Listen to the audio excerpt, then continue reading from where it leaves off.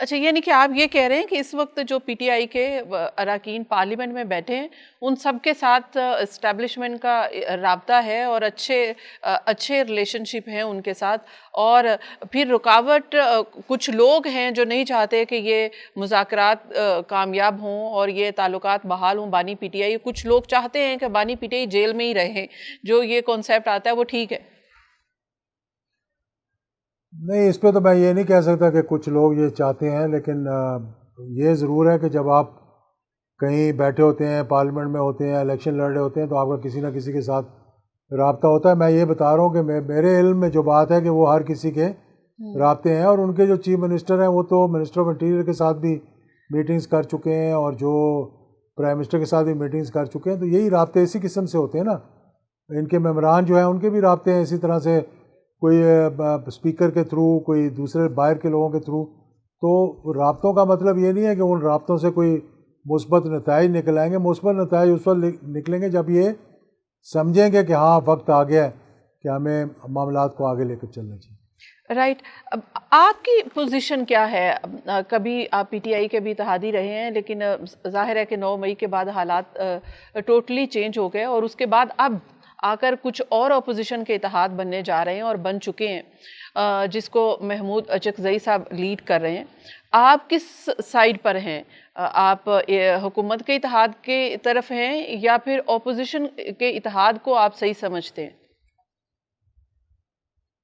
دیکھیے، ہم تو اس وقت تک حکومت کا ایز فار ایز ووٹ ہمارا کنسرن تھا تو ہم نے ان کو ووٹ دیا.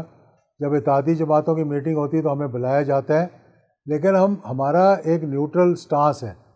ہم یہ چاہتے ہیں کہ جو پاکستان کے لیے بہتر ہو، جو پاکستان کی ماحول بہتر کرنے کے لیے بہتر ہو، ہم اس طرف زیادہ باتیں کرتے ہیں. جہاں پر تنقید کرنی ہوتی ہے ہم کھل کے تنقید بھی کرتے ہیں.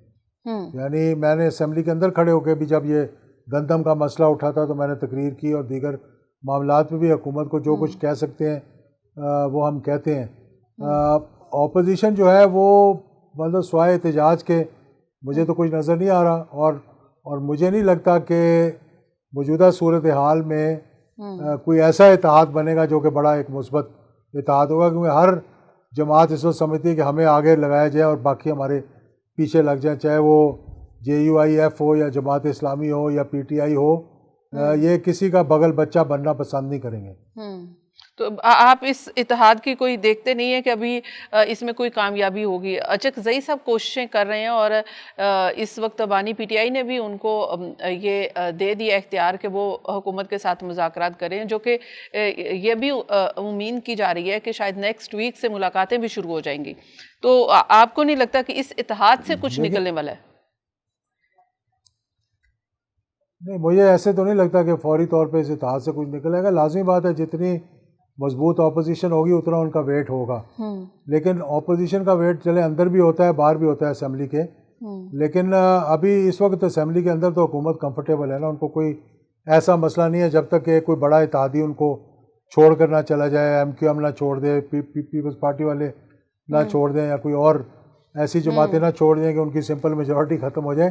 اس کے علاوہ تو اندرونی طور پہ تو سوائے شور شرابے کے ان کو کوئی ایسا مسئلہ نہیں ہے. اور وہ بھی مجھے خوشی ہوئی ہے اس دفعہ کہ یار جو ایک قومی مسئلہ تھا اس پہ سب نے بڑے احسن طریقے سے ریزولوشن پاس کی. رائٹ. ہمیشہ سے ہم نے دیکھا ہے کہ آپ پل کا کردار ادا کرتے ہیں، کبھی میسنجر بن کے، کبھی میڈیوکر بن کے، کہ پی ٹی آئی کے بانی کو بھی آپ جانتے ہیں اور دوسری طرف بھی آپ کے اچھے رابطے ہیں. تو کیا کبھی آپ کے ذریعے سے کوشش کی گئی ہے یا آپ نے بذات خود کوشش کی ہے اس ملک کی خاطر کہ بات چیت کو آگے بڑھایا جائے اور بات کو کسی نتیجہ خیز موڑ پر لایا جائے؟ دیکھیے، میں نے ہمیشہ اس وقت بات کی ہے جب میں سمجھ رہا تھا کہ اب ہمیں نقصان ہو رہا ہے جس سے پاکستان کو نقصان ہوگا. اور یہ 90s سے لے کر یعنی یہ معاملات شروع ہوئے، اور 5 مارچ کو میری پہلی ملاقات ہوئی تھی 2021 یا 21 ہوگا میرے خیال میں، جب حکومت ختم کی گئی تھی، رجیم چینج ہوا تھا. تو مجھے معلوم ہو گیا تھا، لیکن مجھے یہ بھی نظر آ رہا تھا اس وقت کہ اگر اس طرح سے سٹنگ حکومت کو ہٹایا گیا تو پاکستان کو اور پاکستان کی سیاست کو آگے بہت نقصان ہوگا. یہ تو میں ایک نوشہ دیوار تھا جو نظر آ رہا تھا سامنے، لیکن شاید زیادہ لوگوں کو نظر نہیں آ رہا تھا، وہ سمجھ رہے تھے۔ اس وقت بھی میں نے یہ تجویز دی تھی کہ الیکشنز کروا دیں، بجائے اس کے کہ ایک بھونڈے طریقے سے ووٹ آف نو کانفیڈنس جو ہے وہ پیش کیا جائے۔ اور جو اتحادی جماعتیں تھیں اس وقت پی ٹی آئی کی، وہ بھی یہی چاہ رہی تھیں کہ کسی طریقے سے وہ نہ کیا جائے جو کہ ہونے جا رہا ہے، اور میں اس میں ان کا نام نہیں لیتا کیونکہ کوئی کانفیڈینشیل چیزیں ہوتی ہیں۔ تو اس وقت میں نے کوشش کی تھی، اور اس کے بعد حکومت جب ختم ہو گئی اس وقت بھی کوشش کی تھی کہ اسٹیبلشمنٹ کو اور خان صاحب کو کسی طرح سے قریب لایا جائے تاکہ ایک ماحول جو ہے وہ بہتر ہو، مہاجرائی ختم ہو۔ تو رکاوٹ کیا رہی ہے آپ کی جو بات چیت دونوں طرف ہوتی رہی، رکاوٹ کیا رہی؟ دن بدن حالات اور جو معاملات تھے وہ بدتر کیوں ہو گئے؟ میں نے کہا رکاوٹ زیادہ خان صاحب کی طرف سے بھی رہی ہے، اسٹیبلشمنٹ کی طرف سے تو میں نہیں کہتا کہ اتنی رکاوٹ تھی، لیکن ایک موقع ایسا بھی تھا کہ جب